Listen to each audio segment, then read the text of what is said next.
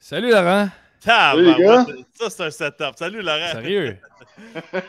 Chris, fais-tu des podcasts tous les jours ou c'est quoi?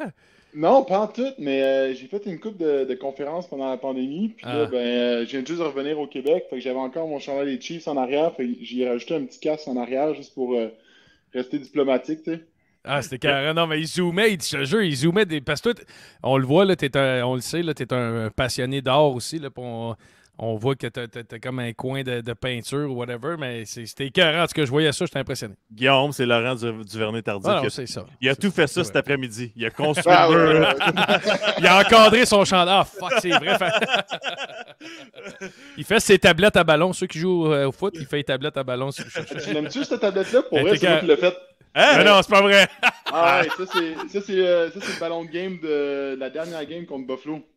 Ah, c'était carré. C'est que c'est C'est hot, mon man. petit souvenir, ça. C'était que. Mais c'est pas toi qui as fait la tablette de vrai, là. Ben, certain. Si tu m'énerves. C'est pas comment. Excuse-moi, mais si on commence, là, tu m'énerves. On peut-tu parler de foot, là?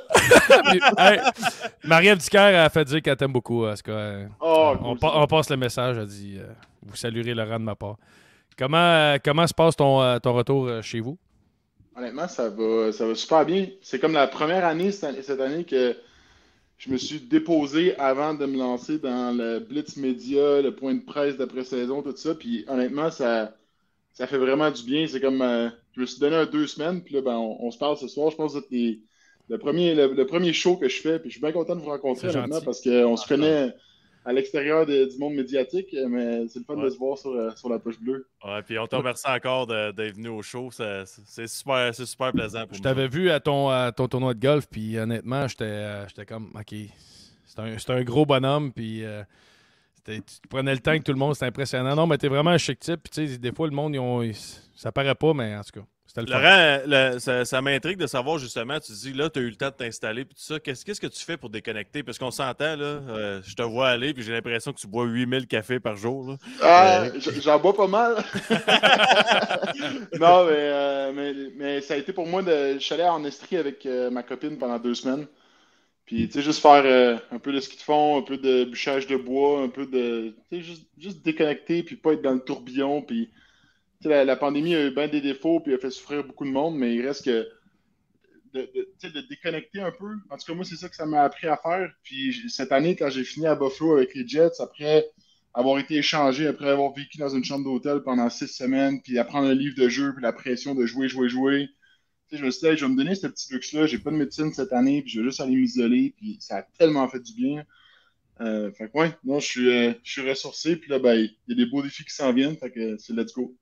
Non, Nice. exactement. Puis, tu sais, avant de parler vraiment de ta carrière de foot puis du trade, toutes ces choses-là, tu as une histoire quand même assez incroyable, là, tu sais, de tes débuts du foot. Tu as pris une année sabbatique où, avec ta famille, vous êtes partis en bateau. Parle-nous un peu de tout ce background football-là pour te rendre à la NFL. Ah, Barnouche, on retourne loin en arrière ce soir, mais. Ouais, parce que c'est Euh, intéressant, c'est le fun pour les jeunes qui écoutent. Tu sais, c'est ben vraiment non, un beau mais parcours. c'est clair, hein, tu sais, moi j'ai deux plus jeunes sœurs, puis mes parents étaient dans le milieu de l'agriculture. J'ai grandi sur un vignoble, puis ça a toujours été le rêve de mes parents de partir en voilier. Puis quand j'étais en 5e année du primaire, ils l'ont fait pour la première fois. Ils ont acheté un bateau de 32 pieds. On est parti un an. On a fait des petits sauts de puce le long de la côte est américaine parce qu'on est parti dans du mode des Caraïbes, les Bahamas, etc. Puis ça a tellement été une belle expérience qu'on l'a refait quand j'étais en secondaire 3. Puis, tu sais, c'est fou parce que le lien entre ça et la NFL est pas super clair, mais pour moi, il est quand même assez clair. Tu sais, mes parents, quand on se promenait dès l'année, ils nous droppaient dans des écoles de 10 jeunes. On parlait pas le créole. Puis ils disaient juste comme, let's go, ça c'est l'école de la vie, allez-y, tu sais. Puis Wow. d'être parachuté dans un autre environnement, puis tu sais c'est quoi, Guillaume, tu joué au hockey, mais tu arrives dans un nouveau vestiaire, il faut que tu t'intègres, il faut que tu te fasses respecter, mais en même temps, il faut que tu restes toi-même, il faut que tu sois ouvert à une nouvelle culture, mais en même temps, tu sais, que tu restes en ligne avec tes valeurs personnelles. Puis moi, ben, on dirait que toutes ces expériences-là de découvrir des nouvelles cultures, d'être curieux, ça m'a vraiment.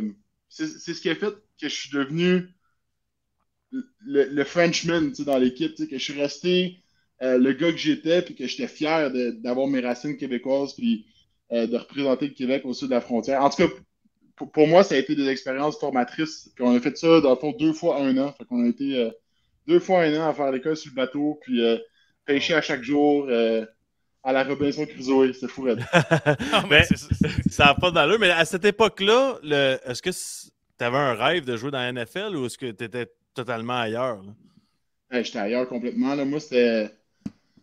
Je sais même pas ce que je voulais faire dans ce temps-là, mais clairement pas le foot. Puis, tu sais, les choses changent tranquillement, pas vite. Je pense que le niveau de foot au Québec est en train de se rehausser. Puis, Ouais. j'étais avec Anthony Auclair tantôt. Il y en a plein maintenant des gars qui ont joué dans les universités canadiennes, qui performent bien dans la NFL. Mais moi, quand j'ai commencé, c'était pas ça. J'avais pas vraiment de modèle. Il y avait personne qui l'avait fait. Fait que je suis arrivé à McGill en me disant je veux être le meilleur joueur de football possible en priorisant la médecine. Puis, tu sais, la plus grande aspiration que j'avais, c'était la CFL. Parce que d'aller dans la NFL, on dirait que je savais même pas par où commencer. Puis, Okay. il y a personne qui l'a fait, il y a personne qui peut te dire comment faire. Sacha, une chance qu'il était là, mon meilleur ami, mon agent, l'agent d'Anthony Auclair, de pas mal tous les Québécois dans la NFL. Il a dit Laurent, on va faire un Pro Day. On va écrire un email aux 32 équipes, on va leur dire de venir te voir à Montréal. Puis il a fait ça en pleine tempête de neige en 2014. Puis crime, il y a 9 équipes qui sont venues pareil. Puis c'est ce moment-là qui a fait comme OK, j'ai peut-être une chance d'accéder dans la NFL parce que j'ai fait des performances qui étaient proches de celles que les gars faisaient au combine pour ma position. Mais avant ça, c'était le néant complet. C'est comment tu attires l'attention de scouts d'équipe NFL pour venir te regarder à McGill quand tu perds 79-0 contre l'Université Laval. J'aime McGill, mais c'était la réalité pareil. Ouais, ah non, c'est débile. Mais est-ce que c'est le plus gros stress que tu as eu dans ta vie, ce Pro Day-là, dans le sens que, Chris, tu peux pas te tromper, là, tu peux pas manquer. Là. Je pense que Sach était plus stressé que moi. Sach, il capotait bien raide. Lui, c'était son premier move d'agent. En fait, moi, j'étais en rotation à l'ancien hôpital Children sur la rue Atwater, au coin de René Lévesque. Puis je travaillais à l'urgence pédiatrique. Fait que, il y avait plein de virus, tout le monde était malade tout le temps. Moi, j'étais comme, c'est sûr que je tombe malade. C'est impossible. Puis j'appelle Sacha le matin du Pro Day, puis je dis Sacha, j'ai une gastro, man, je peux pas courir mon 40 verges. Puis il capotait. C'était pas vrai. Mais ouais, c'est un bon niveau de stress quand même. Mais tu sais, un bon stress parce que tu sais pas dans quoi tu te lances. Puis moi, j'ai toujours eu tendance à dire que quand tu as des bons plans B, quand tu as des bonnes assises, ben, tu peux te permettre toujours de pousser un peu plus parce que si tu tombes pas de trop haut. Ouais. C'était vraiment comme ça que je me sentais à ce moment-là. C'était comme, let's go, on l'essaye sans trop savoir dans quoi tu te lances, mais au pire, si ça fonctionne pas, ben, tu continues ton école. Puis nous, offense contre le hockey, je trouve que le foot, c'est le plus beau sport au monde parce que non seulement c'est le plus beau sport au monde, mais en plus, tu es obligé de passer par le circuit universitaire. Ouais. Puis après ça, on peut dire que c'est des demi-diplômes, puis qu'il y a plein de passes droits, puis non, mais il reste que tu es sur un campus universitaire, puis tu as une structure universitaire, puis tu ressors avec une éducation. Puis aux États-Unis, ben, on sait que ça vaut cher un diplôme, surtout quand tu joues pour Notre Dame, tout ça. C'est quand même ça de fait. En tout cas. As-tu déjà passé proche, justement, d'aller aux États-Unis? Tu parles de Notre Dame et tout ça. Pas tant, mais j'ai appris c'était quoi Notre Dame ma deuxième année dans la NFL, ça te donne une idée. C'est écœurant, ça! Quand on faisait, dans le temps du Pro Day, parce que moi, dans ma tête, après le Pro Day, on attendait le repêchage, mais non, tu peux aller visiter des équipes, les équipes peuvent t'inviter. Puis là, moi, c'était comme mon pire cauchemar. J'allais à l'école, en fait, j'allais travailler à l'hôpital avec mon passeport parce que Sacha m'appelait, puis il était comme, OK, il faut que tu ailles aux Bills, OK, il faut que tu ailles à Green Bay. Puis Sacha me faisait des listes avec le nom des équipes, les coachs, quelle ville, les choses les plus basiques au monde parce que je ne le savais pas. Je ne pouvais pas te nommer les 32 équipes de la NFL, puis je rencontrais Andy Reid. C'était hallucinant comme moment dans ma vie parce que je ne l'ai pas regardé la NFL, on n'avait pas le câble chez nous. J'ai jamais été un gros consommateur de sport à télé. C'était vraiment particulier ça, de rentrer dans une ligue sans savoir exactement dans quoi tu t'embarquais, puis pour te rendre compte que c'est la plus grosse ligue de sport au monde. C'est fou raide, la NFL aux États-Unis. Qu'est-ce qui fait en sorte, malgré tout ce parcours-là, que tu as percé? C'est-tu un talent inné? Je pense qu'il y a tellement de gars qui se font repêcher, qui ont les opportunités au camp, qui peuvent jouer. Tout le monde peut jouer. Je suis sûr que c'est la même affaire au hockey. Tout le monde peut jouer, mais c'est en qui le coach va avoir confiance. Puis c'est qui va être le plus constant. Ma position, moi, au line, c'est pas d'attraper les passes spectaculaires C'est pas de faire des touchdowns, c'est pas de faire des sacs du corps, c'est d'être constant puis d'une certaine façon de ne pas te faire remarquer. Tu sais, ta seule statistique individuelle, c'est ton nombre de pressions, ton nombre de QB hits puis ton nombre de sacs du corps. Fait que si tu n'as pas de stats, tu es très très bon. Ouais. Fait que je pense que le secret pour moi, ça a été de gagner la confiance des coachs puis de montrer que tu as une compréhension du système de jeu offensif puis que tu vas pas faire de conneries quand ça va être 3e et 15 puis que le stade va être complètement fou. Quand tu es capable de gagner cette confiance-là, ben après ça, les choses vont bien. Puis, Ouais, mais justement, tu parles de confiance et tout ça, mais tu sais, dans ton rôle au football, de protéger le corps arrière et tout ça, à quel point c'est stressant, tu sais, parce qu'on s'entend qu'il y a une certaine responsabilité avec ça. Là. ouais, ça c'est drôle parce que j'ai regardé le Pro Day, pas le Pro Day, le Pro Bowl en fin de semaine passée. Ouais. Puis, tu sais, je me dis, les gars, ils prennent ça relax, ils dansent, ils font toutes leurs affaires, mais ligne offensive, si Aaron Donald en avant de toi, il se dit, je vais y aller un jeu bien fort, il faut que tu sois on ce jeu-là. Tu n'as pas le choix. J'aimerais ça aller au Pro Bowl, mais j'aimerais tellement pas ça être au Pro Bowl parce que tu es dans une. Tu sais, t'es dans un contexte où tu peux quand même tuer quelqu'un si tu fais pas ta job, tu sais, puis c'est exactement comme ça que tu te sens dans toutes les games, malheureusement, parce que, tu sais, avec le temps, tu te rends compte qu'il y a des gars qui sont très performants en ligne défensive qui vont pas tout le temps à 100%, tu sais, ils choisissent leur moment, ils savent quand tu es dans une position difficile, ils connaissent les calls du centre, ils savent quand tu te ramasses one-on-one contre lui, puis c'est là qu'il va y aller à 100%, tu sais, mais toi, tu n'as pas le choix. Tu sais, à chaque jeu, il faut que tu te prépares pour l'imprévisible, il faut que tu sois capable d'anticiper. C'est beaucoup de pression. Tu sais, quand tu as Pat Mahomes en arrière de toi, puis tu sais que c'est le futur de la franchise pour les 15 prochaines années, faut que tu lui donnes sa protection. Puis surtout, faut pas qu'il se blesse à cause de toi. C'est quoi? En fait, c'est l'année qu'on est allé au Super Bowl. On était à Denver, 3e et 1. Coach Reed colle un QB sneak, de se projeter vers l'avant avec le corps arrière. Puis j'entends Pat qui crie à s'époumoner en arrière après le jeu, puis il s'est disloqué la rotule. Puis le premier réflexe, c'est que tu te dis, hey, c'est ma faute. Je viens-tu de tuer la saison des Chiefs? Je viens-tu de comme. C'est quand même beaucoup de pression, je te dirais. Puis c'est pour ça que les Chiefs courent plus de QB sneak, entre autres. Ah ouais, hein? Mais Ouais. à quel point la relation, Laurent, en dehors du terrain, justement, avec un Mahomes est importante? Parce que c'est de la grosse confiance. Hein? Oui, c'est de la grosse confiance, puis c'est aussi de comprendre que personne n'est parfait d'une certaine façon. Puis Pat, il était vraiment bon à comprendre ça. Il avait bien beau avoir Trav ou Tyreek wide open.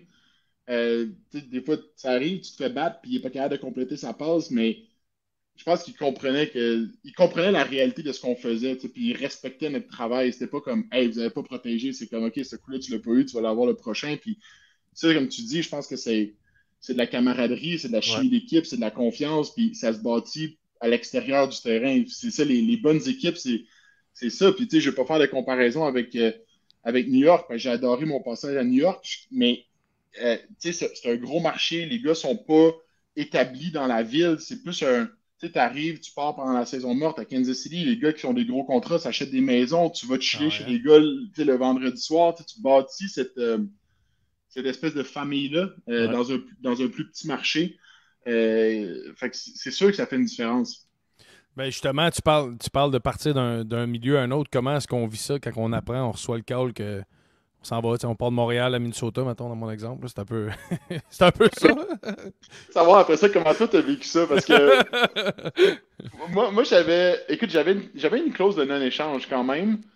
On pourrait argumenter que ça a rendu les choses encore plus complexes, mais tu sais, moi, quand j'ai opt-out puis j'ai pas joué en 2020, je me suis dit, je vais tout faire pour retourner sur le terrain. Puis, je suis arrivé à Kansas City, il y avait clairement une nouvelle vision. Tu sais, ils ont amené un paquet de gars à la ligne offensive.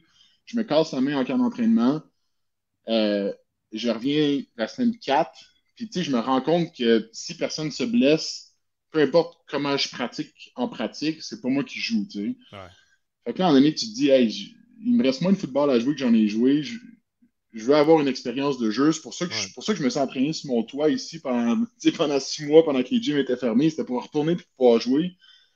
Fait que tu te dis, il faut que je fasse la décision un peu plus tough de me lancer vers l'inconnu. Puis j'ai appelé le coach, j'ai dit, OK, let's go. Puis ça a été un peu complexe parce que moi, je pouvais choisir mon équipe parce que je pouvais dire non au trade. Puis les Chiefs, il fallait qu'ils s'entendent aussi avec l'équipe en question. Fait que écoute, on a amené ça jusqu'à, je pense, 40 minutes avant le trade deadline, le lendemain d'avoir joué un Monday Night, puis tu acceptes l'échange, puis on dirait que tu ne penses pas à toutes les implications, tu dis oui, puis let's go, là, en 2 heures, tu es rendu à l'aéroport, tu as vidé ton appart, tu arrives là-bas, tu fais l'examen physique, le lendemain matin, tu pratiques avec l'équipe, 10 jours plus tard, tu joues au MetLife Stadium devant 60 000 personnes avec un uniforme vert, c'est fou raide. Ça change C'est fou vite. raide. Ouais, puis moi, j'ai déjà vu, tu sais, quand même pas mal de gars se faire échanger, mais jamais des joueurs de ligne offensive, puis je pense qu'il y a quand même un, tu sais, joueur de ligne offensive, à part le corps arrière, c'est la seule position que tu es là à tous les jeux. Puis, il faut que tu saches tous les petits détails que tu penses que tu sais, mais que tu sais pas. Tu sais, les choses qu'on prend pour acquis. Hey, je me rappelle, on fait une passe complétée, ma première game avec les Jets, puis on n'est pas sûr si elle est complétée ou pas. Fait que pour éviter que l'autre équipe lance le mouchoir pour challenger, on est comme, let's go, on fait un jeu rapide, mais eux autres, leur jeu rapide, je sais pas trop si j'ai le droit de dire ou pas, mais ils sont comme NASCAR, NASCAR. Là, moi, je regarde, c'est quoi NASCAR? Puis pourquoi je le saurais, tu sais? Puis là, évidemment, tu as un moins sur ta feuille d'examen parce que tu n'as pas bien performé, Okay. mais tu le sais juste pas. Oui, les gars, le monde ne savent pas ça, mais au foot, chaque jeu, tu es évalué -1, 0, +1. Après ça, tu fais une moyenne, puis tu sais, 0, c'est que tu as fait ta job, c'était une moyenne de 0, puis tu essaies d'avoir .3, .4. Ouais, tout est évalué. Mais tu dis 0, c'est si tu as fait ta job, +1, c'est quoi, mettons? +1, c'est comme t'as dompé un gars, t'as fait un bloc, puis alors ça, t'es allé bloquer un autre gars, puis t'as permis au running back d'aller chercher 3 verges de plus, ou t'as vraiment fait ta job. Ça, OK, c'est de l'extra, un peu d'extra. Un peu d'extra, on aime ça de l'extra. Comment est-ce qu'on... tu sais, puis je pense qu'ici au Québec, ça a été apprécié au bout, là, mais comment, comme sportif, comme athlète professionnel, on en vient à dire je m'en reviens à la maison puis je mets une croix sur une saison pour aller aider dans la pandémie au Québec? Ça devait pas être facile quand même, là. Ah non, ça a été la décision la plus difficile à prendre. Ouais. Parce que tu te dis tout le temps, d'un point de vue football, mettons, tu te dis tout le temps, je veux ouvrir des portes. Moi, je suis un gars de même, je veux tout le temps garder mes options ouvertes. Je veux tout le temps, en médecine, ma maîtrise en santé publique à Harvard, j'ai comme trop de choses pour ce que je peux faire dans une journée, mais après ça, tu te dis, OK, au moins, je suis en contrôle, puis je peux décider qu'est-ce qui me tente vraiment de faire. Mais dans le cas du opt-out, c'est comme, OK, ça se peut que je décide que malgré moi, ça va être le Super Bowl de 2020, ça va être la dernière fois que je vais avoir mis les épaulettes. Puis c'est tough comme décision à prendre, mais pour moi, en même temps, j'avais déjà travaillé pendant 10 semaines aux premières lignes en CHSLD. Je voyais qu'il y avait 70 000 cas par jour aux États-Unis. Il n'y avait pas encore de vaccin sur la table. Ça faisait pas de sens pour moi, on dirait, de traverser la frontière puis d'aller jouer au foot, mais aussi d'aller se promener dans toutes les grosses métropoles des États-Unis, puis potentiellement être un vecteur de transmission. Puis la NFL a été probablement un exemple en termes de mesures sanitaires, en termes de transmission du COVID, etc., puis de protocoles mis en place, mais à l'époque, on ne le savait pas. On ne savait pas à quel point ça allait bien fonctionner ou pas fonctionner. Puis moi, c'était même pas tant les risques personnels, en fait. C'était vraiment juste le fait que dans 10 ans, même pas, en fait, dans 5 ans, je peux vous annoncer, les gars, je ne vais pas jouer au football pour un autre 5 ans. Dans 5 ans, je vais évoluer comme professionnel de la santé pour les 30 prochaines années. Puis on dirait que je ne pouvais pas me dire que j'avais quit sur mon équipe, ma future équipe. C'est un peu ça mon mindset, je pense. Ben, je veux savoir dans tout ça, est-ce que tu as appris quelque chose sur toi? Parce que c'est une situation, tu as l'air en contrôle, tout va bien dans ta vie, mais là, de revenir, puis c'est presque une situation de guerre. Là. T'as-tu appris quelque chose sur toi? Parce que tu as vécu des moments stressants quand même dans ta carrière avant ça.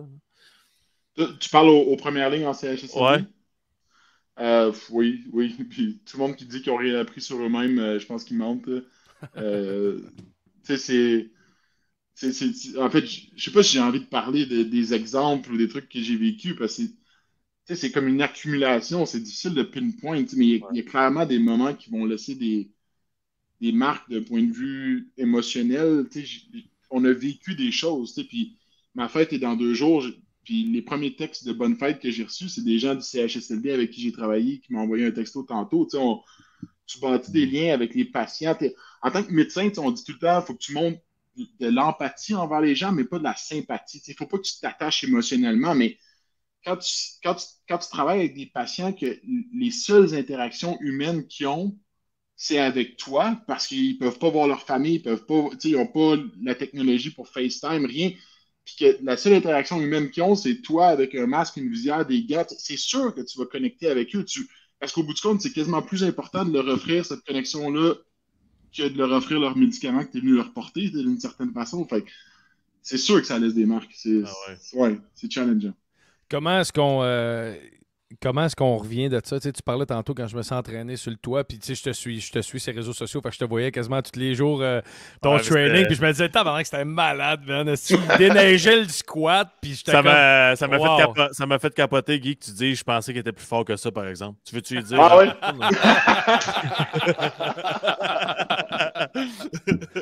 Non, c'est bon. Mais c'est impressionnant parce que, tu sais, tu voyais les conditions, puis t'étais comme, tabarnak, ce gars-là... Tu sais, c'est pas juste de dire, le gars va être en forme. Le gars, ça retourne dans la NFL, là, tu sais, puis il a une job à temps plein, puis il travaille comme un fou. C'est assez impressionnant. Comment t'as fait pour garder le mindset dans cette année-là? Je l'ai pas toujours gardé. Honnêtement, ça serait... Moi, je suis pas un coach de vie, fait que je peux pas te bullshiter non plus. Je l'ai pas eu tout le temps, ce mindset-là. Okay. Quand j'ai opt-out, pendant un mois, j'ai rien fait. J'ai même pas checké les games des Chiefs. Je voulais rien savoir du foot. On dirait que je sentais que j'avais comme... Je sentais que j'avais été un peu un coward auprès de l'équipe. Puis je voulais pas... J'ai pas été capable de regarder le foot. Les seules interactions que j'avais avec le foot, c'était les recaps de Sport 30, tout ça, dans les chambres des patients en CHSLD. C'était vraiment bizarre. Puis au fur et à mesure que la saison avançait, on dirait que j'ai reconnecté un peu plus. Je me suis mis à m'entraîner solide en octobre, novembre. Puis au Super Bowl, j'étais rendu le plus gros fan des Chiefs. Mais tu sais, ça s'est fait graduellement. Puis tu sais, l'entraînement, honnêtement, je sais pas comment j'ai fait. Parce que je suis revenu puis j'ai checké le banc de neige au-dessus de ma cage à squat, puis le perron en haut, puis j'ai dit c'est impossible, je ressors dehors, c'est impossible. mais tu sais, quand t'es dedans, puis que c'est ça qu'il faut que tu fasses, man, puis let's go, on y va. Puis c'est un peu la même chose, tu sais, pendant 6 ans quand même, à chaque saison morte, tu vois 0 sur le cadran au 4e quart, t'as perdu en playoff, tout le monde est comme ah, puis deux jours après, ils sont comme let's go, on s'en va à Miami ensemble.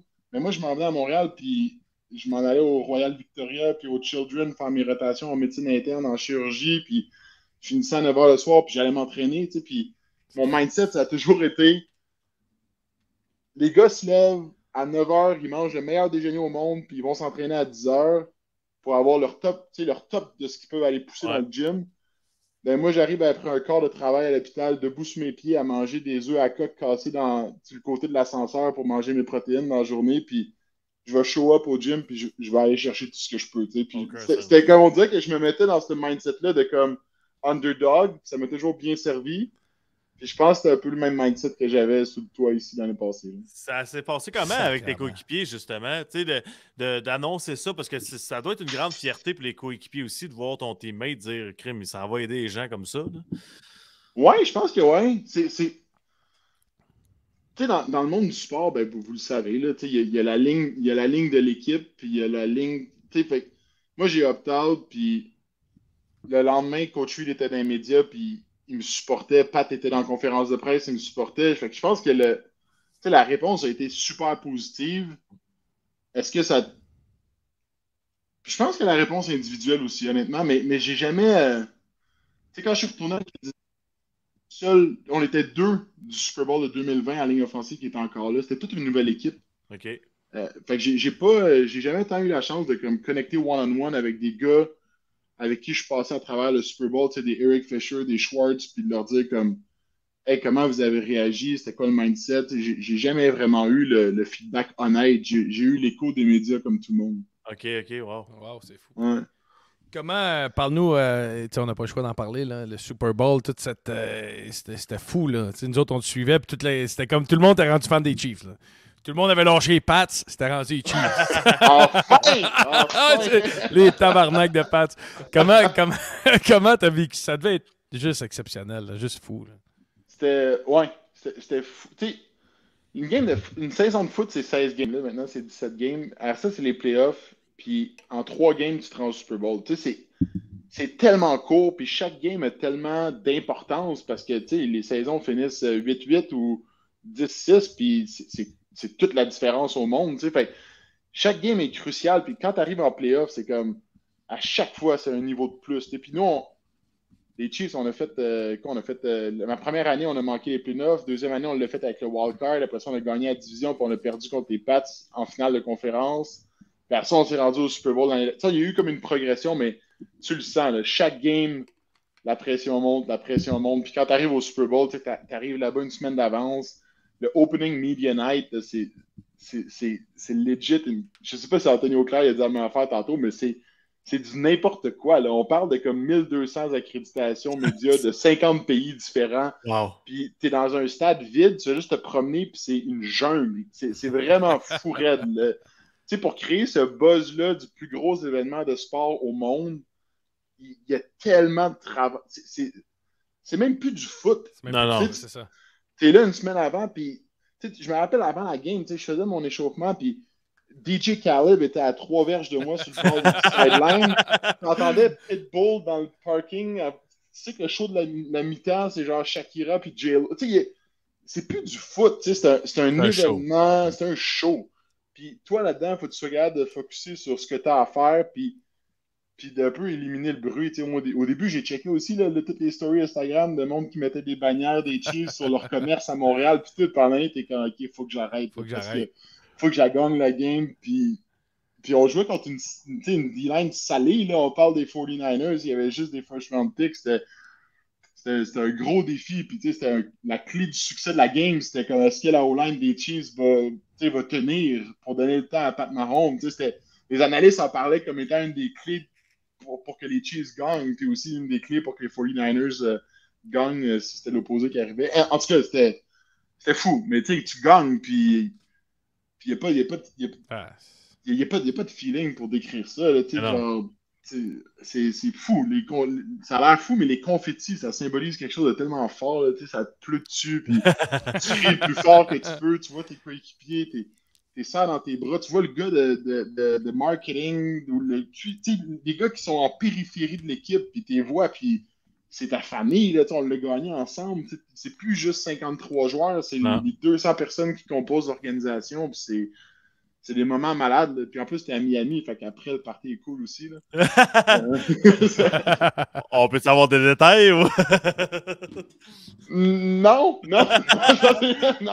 OK, mais d'abord, je vais passer au plan B. Je veux savoir, c'est quand même spécial de la concentration, puis c'est un match. Là, au hockey, tu as 7 matchs là, quand même. Là. Comment tu fais pour pas faire d'erreur? On parle de stress depuis le début de l'entrevue, là, mais la préparation... Qu'est-ce qui arrive si, admettons, tu arrives au match et tu te sens pas si bien que ça? Parce que ça arrive là, comme athlète.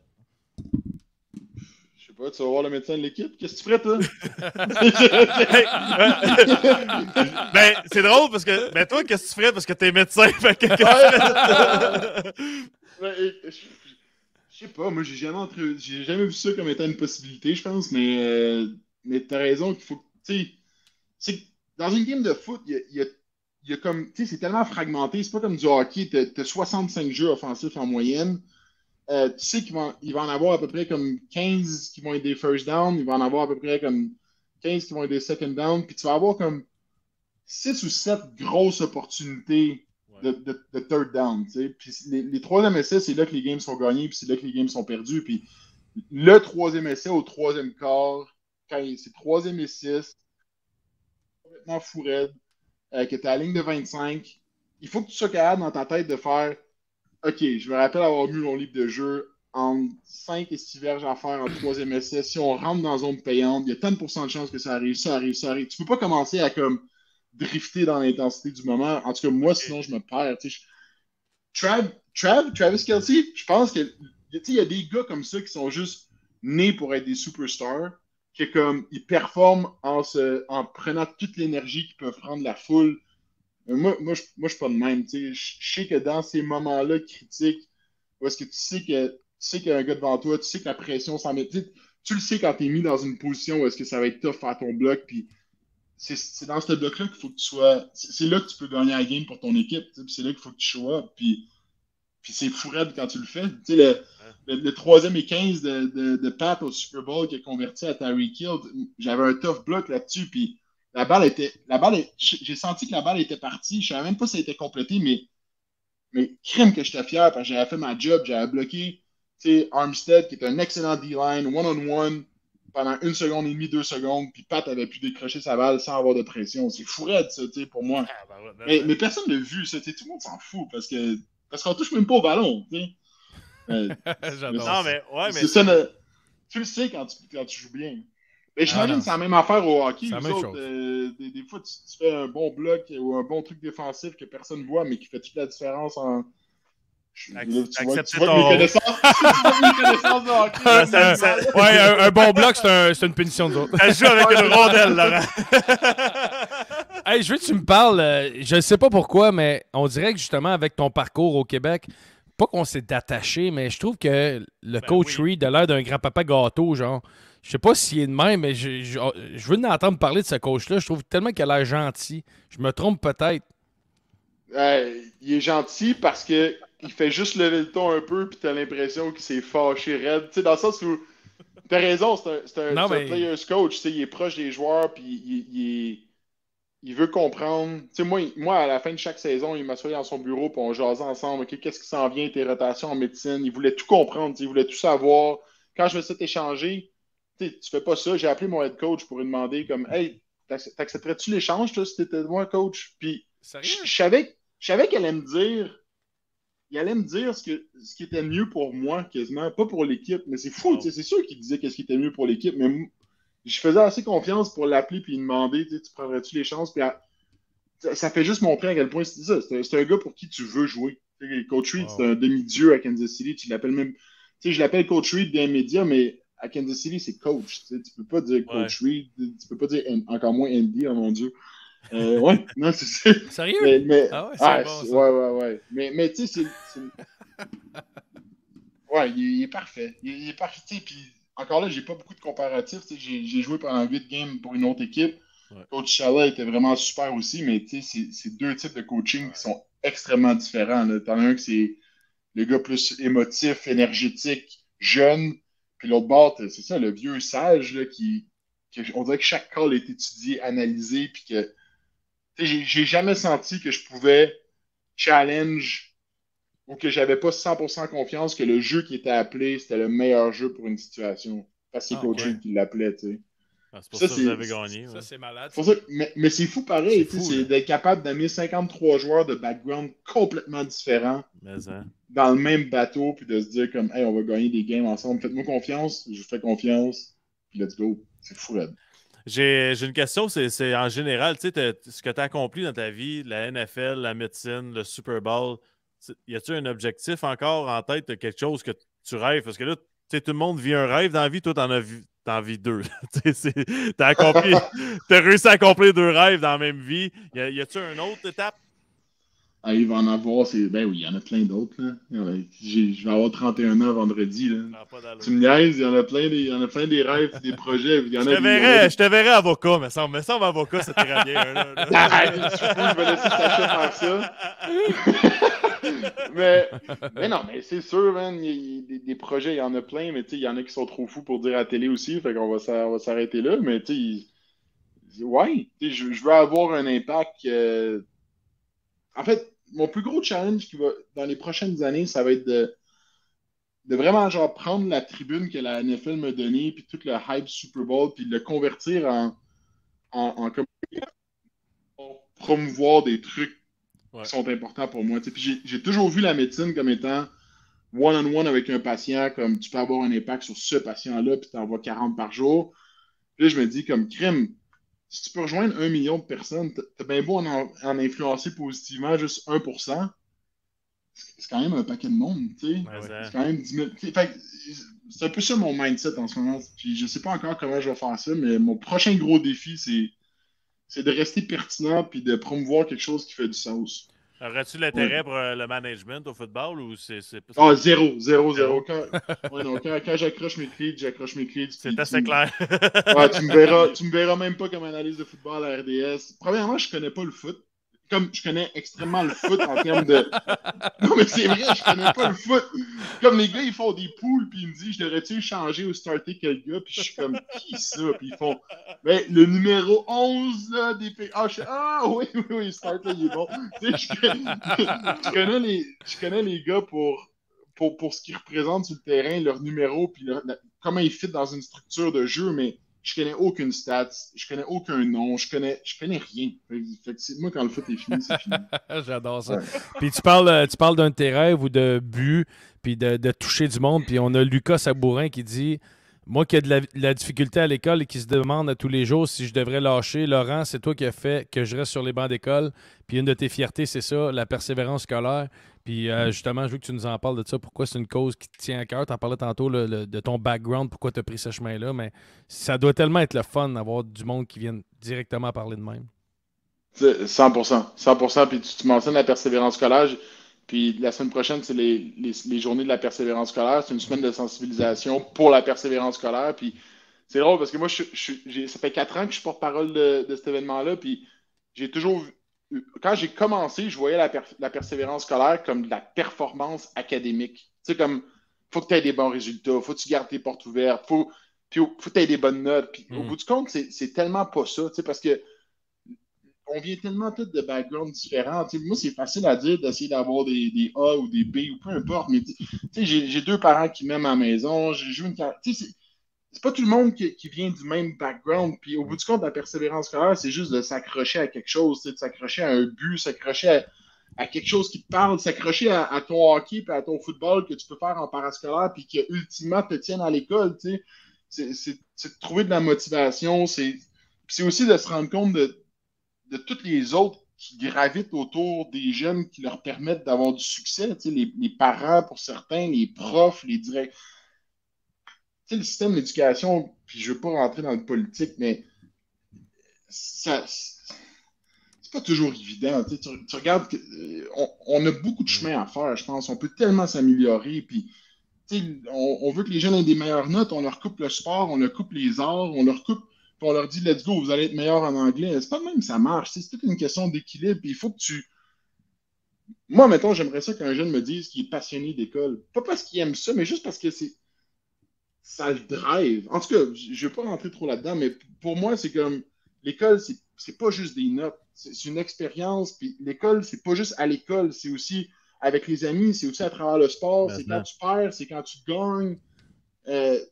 Fait que la persévérance scolaire, c'est juste de célébrer ça, c'est célébrer la motivation de tous ces jeunes-là qui ont passé à travers des moments pas possibles à travers les 2 dernières années, sans nécessairement comprendre les détails puis les raisons pour lesquelles on les forçait de rester à la maison, de mettre des masques, de ne pas mettre des masques. Puis, je sais pas, leur donner un but, même, de voir la lumière au bout du tunnel. Ça va s'améliorer. Pour tous les jeunes qui écoutent, on va la voir, la lumière au bout du tunnel. Anyway, je m'emporte et je deviens émotif. Ah, mais non, mais c'est parfait. Chris, on est là pour ça. Hein? Non, mais ça nous tient tout à cœur. Puis on a la chance d'avoir une tribune. Puis c'est important qu'on la prenne pour parler de nos jeunes puis de notre avenir. Puis c'est ça au final le but. Puis on parle de la persévérance scolaire. On parle aussi, tantôt je disais que j'étais allé à ta fondation. Ça aussi, là, l'activité physique, faire bouger nos jeunes, de créer un centre d'intérêt. Jusqu'à où tu veux emmener ça, cette fondation, je veux pas dire fondation, ce projet-là. Mais tu vois, la fondation Laurent Durand-Tardif, on a 5 ans d'existence. Puis déjà, là, on est rendu avec une quarantaine d'employés à temps partiel, des animateurs dans des écoles.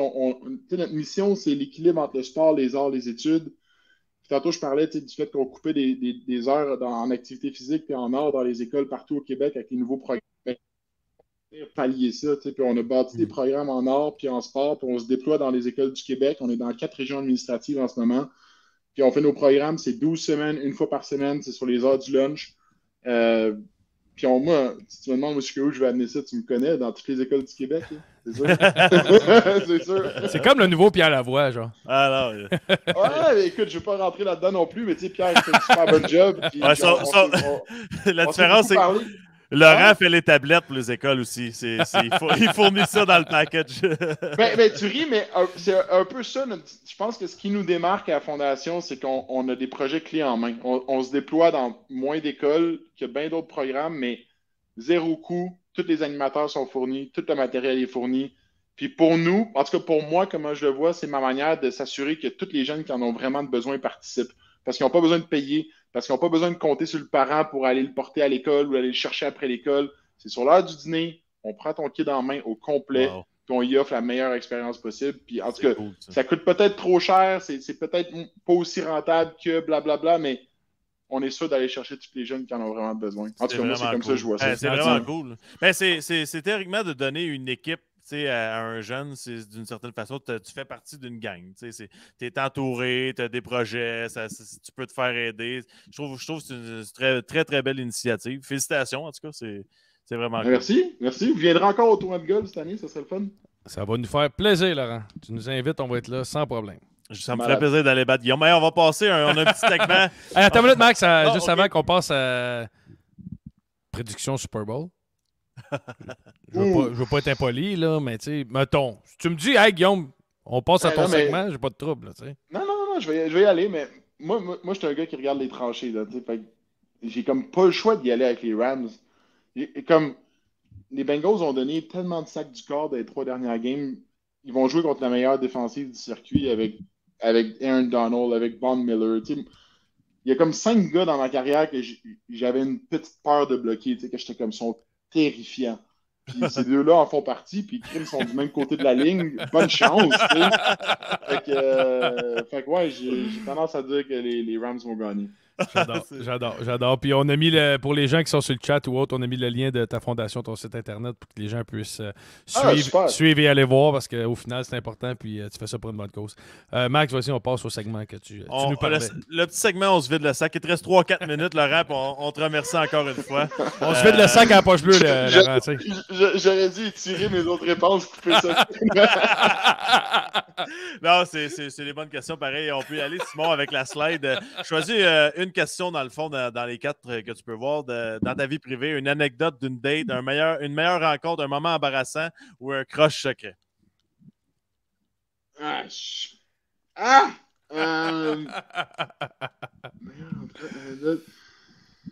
vais aller avec un moment embarrassant.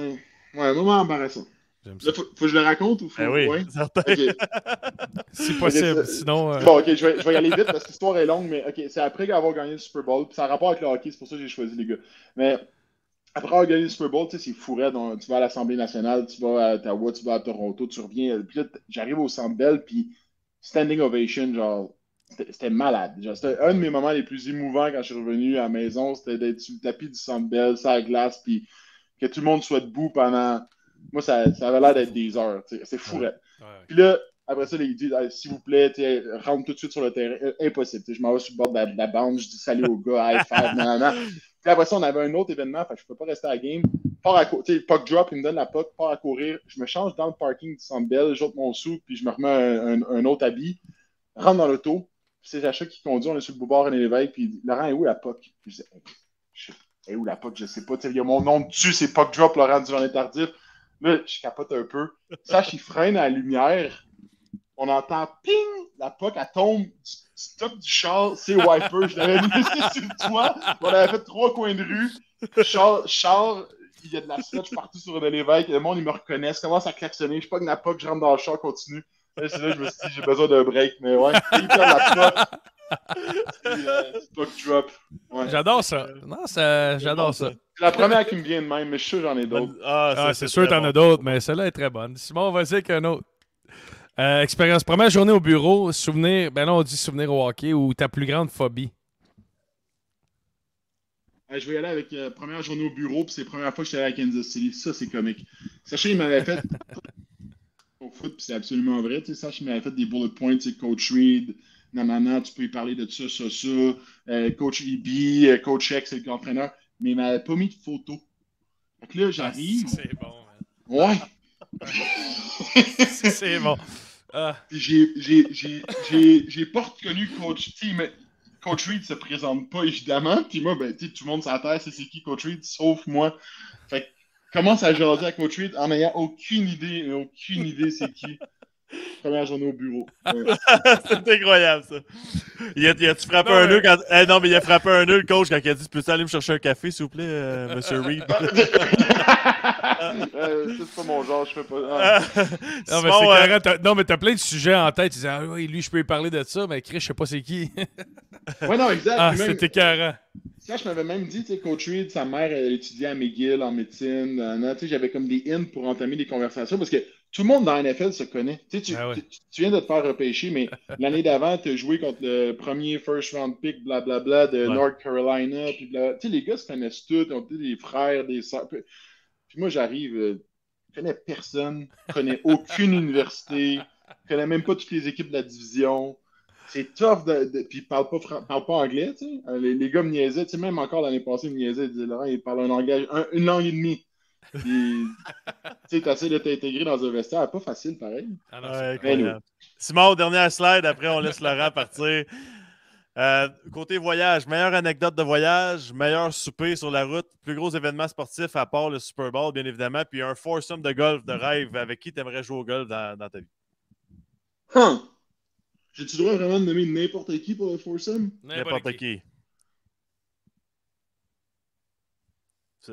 Même décédé ou pas. Même vous deux. Même vous deux. Nous deux, ça serait plate, tu sais, parce que... Ah ouais, mais... T'aurais un esprit de journée, mais tu verras pas grand talent sur le terrain. Je pense que j'aurais envie de jouer au golf genre avec Barack Obama. Ça serait clutch. Mais ça. Tu sais, genre un Barack Obama avec Raphaël Nadal, puis d'autres qui ferait bien. Serena Williams. J'aimerais ça que j'ose un peu, elle. Wow. C'est cool, ça.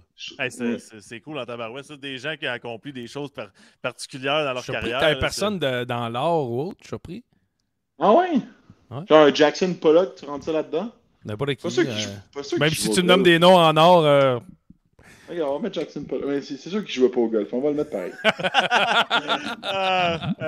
Un gros merci, Laurent, honnêtement. Puis je vais juste te dire, aujourd'hui, j'ai essayé d'aller chercher des anecdotes secrètes. J'ai demandé à Michael Kingsbury. Il était dans l'avion. Il m'a dit là, j'ai pris une coupe de verre de vino de trop, fait que je dis rien. Ok, moi, je vais t'en dire une, par contre, sur Mick. J'aime ça. Mick est venu à qui? On a-tu du temps? On n'a pas de temps? Ben oui. C'est un podcast, là, Laurent. C'est vrai. Mick est venu Mick, c'est un bon chum, je l'adore. Puis, tu sais, il est venu à Kansas City. Puis, il suivait mes boys sur l'alcool, mais il était un peu plus petit, tu sais. Fait qu'il y avait une coupe de verre de vino dans le nez aussi à ce moment-là, mettons. Puis, il arrive sur le terrain après la game. Puis, il commence à jouer au foot avec une bouteille d'eau. Puis là, tout le monde commence à jouer au foot, ready, set, hot, puis à se plaquer sur le terrain des Chiefs avec une bouteille d'eau. Mick attrape la bouteille d'eau, il part à courir, rondade, flic, backflip, nanana. Tout le monde commence à cheer up, c'était fou raide. Mick, c'est un king. Je suis tellement content pour sa deuxième place. Hein. Ah, il était écœurant, puis il est tellement professionnel. Il l'a dit. On s'entend que ça a été controversé, là, la décision, la médaille d'argent et tout ça. Puis lui, il dit: je suis fier, je regrette rien. Puis en passant, je sais pas si tu savais, Laurent, je me suis entraîné avec lui plus que 10 ans. Là. Il était avec moi pour vrai? Ah oui, ce gars-là m'impressionne tellement de sa force physique, son caractère. Laser focus. Exactement. Ouais. C'est un autre niveau. Il est impressionnant. Mais justement, vu que tu n'as pas l'air pressé, les Olympiques, ça représente quoi? Tu regardes tout ça? Tu suis ça pas mal ou? Oui, non, vraiment. Moi, je dis que j'écoutais pas le sport quand j'étais jeune, sauf les Olympiques, vraiment. Puis, chez nous, on a mes deux sœurs, en fait, sont pas mal meilleures athlètes que moi. Il y en a une qui est en aviron, puis l'autre qui est en ski de fond. Puis les deux ont été sur l'équipe nationale. Celle qui est en aviron, elle se casse très bien en ce moment. C'est sûr qu'elle est à Paris en 2024. C'est sûr. Faut pas que je mette trop de pression de grand frère, on ne sait pas, mais je pense qu'elle a des bonnes chances. Anyway, mais tu sais, moi, les Jeux olympiques, en fait, ça a été ma première expérience de l'autre côté du micro en tant que aux Jeux olympiques en 2018 à Pyeongchang. Puis j'avais dit à Radio-Canada, tu sais, quand tu dis, Laurent, as-tu des projets dans la vie? Ben, c'était exactement ce genre d'affaires-là. Hey, Sacha, demande à Radio-Can s'ils ont besoin que je fasse des topos à Pyeongchang. Radio-Can, ben ouais, on est ouvert. J'ai interviewé Anthony Auclair comme pratique. On avait fait un topo ensemble. On l'avait monté. Puis ils ont dit: parfait, Laurent, tu y vas, tu nous en fais un par soir. Puis j'étais arrivé à Pyeongchang, j'avais aucune idée de ce que je faisais.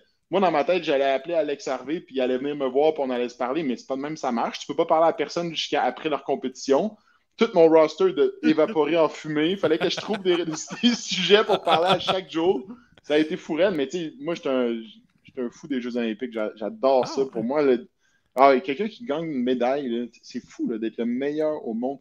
Un sport d'équipe, c'est tough à dire que tu es le meilleur au monde. Mais tu fais du patinage à vitesse courte piste, tu fais de l'aviron, tu fais du ski de fond, tu es le meilleur au monde. C'est débile. C'est fou, raide. fou dans la T'es tête. le troisième meilleur au monde, puis t'es Canadien, mais je pleure quand même, je m'en fous, man. Ouais, c'est fou. Pour moi, ça vient me C'est cool, chercher. ça. C'est clair. Ah, j'adore ça. Mais c'est vrai pareil, parce que des fois, on dénigre. Pas qu'on dénigre, mais tabarouette. T'es troisième. Puis même si t'es neuvième, t'es au fucking Olympique, man. Tu sais, t'es au fucking Olympique. C'est comme. On réalise pas, je pense, c'est quoi. Tu sais, parce que c'est moins populaire, sauf dans les Olympiques. Là, tu sais, les 3 années ou 4 années avant. Tu sais, c'est comme. Mais c'est fou, là. Ben, Guillaume, Ouais, c'est moins populaire ici, parce que moi, j'ai joué au hockey en Europe, exact, et exact. le monde, à tous les jours, regarde le ski et ces choses-là. Là. C'est pas, tu sais, c'est populaire ailleurs. Là. Ouais, c'est pas la même affaire. Puis pour les quatrièmes places puis les troisièmes places, je pense que t'es comme déçu ou tu le réalises pas jusqu'à temps que tu connaisses la personne. Quand tu connais la personne et est arrivé neuvième, crime que t'es fier d'elle. T'es fier de la connaître. Puis moi c'est quand j'ai commencé à connaître un peu des Olympiens que que j'ai réalisé l'ampleur du défi. Puis on parle du Super Bowl. Le Super Bowl, c'est 16 matchs, puis c'est un gros match, puis il y en a un à chaque année. Puis là, on demande à des athlètes amateurs. Ma soeur, qui va peut-être aller aux Jeux Olympiques, en ce moment, elle s'entraîne dans un 4,5 à Knowlton, en Estrie. Elle s'est bâtie un gym avec des 2x4. Puis ça va potentiellement être une médaillée olympique. Peut-être, on ne sait pas, tu sais. C'est pas la même game, pas en tout. On parlait de persévérance tantôt, là, les athlètes olympiques et le sport amateur, c'est un autre niveau. On est tellement privilégiés au hockey et au foot, ça n'a aucun sens. Mais bien dit. Amen. Ouais. Merci beaucoup, Laurent. Il finit ça avec un amen en plus. On finit là-dessus. On est honoré de ta présence. On te remercie pour ton temps. On sait que tu es un gars occupé. Puis on va te suivre, ça c'est sûr, certain, parce que c'est toujours intéressant ce que tu fais. Puis on te remercie encore beaucoup. Ben, les gars, merci. Ça a vraiment été une belle heure. Ça passe vite, pareil. Merci. Ça passe vite, hein? Puis peu importe, on n'a pas parlé du futur parce que peu importe la suite des choses, ben, en espérant que c'est ce que tu souhaites. Ça va fonctionner. Merci les gars, j'apprécie. Salut, bye bye. Merci, à bientôt. Salut.